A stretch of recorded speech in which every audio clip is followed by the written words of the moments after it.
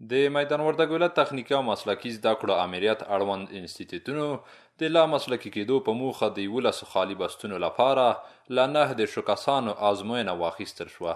مسؤلین یې د ازموینې د پوره شفافیت ډاډ ورکوي.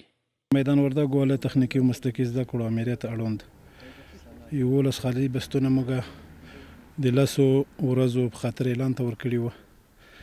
نو بیا هغه 10 ورځو کې تقریبا 90 نفر ثبت نام وکړ. هغه نفر د امتحان پروسې ته داخل کړل چې هغه د موږ په شرایطو برابر وو.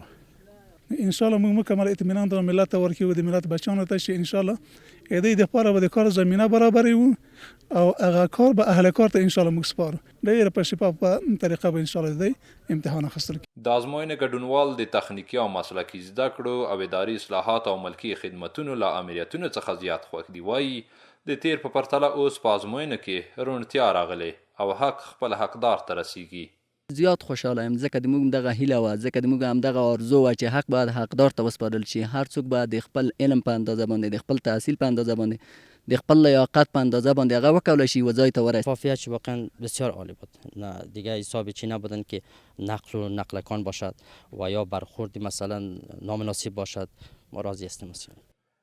د ویلو ده چې د میدان وردګ ولایت په بېلابېلو ولسوالیو کې 14 تخنیکي او مسلکي انسټیټیوټونه شته چې په بېلابېلو څانګو کې یې 2119 شاګردان زده کړې کوي.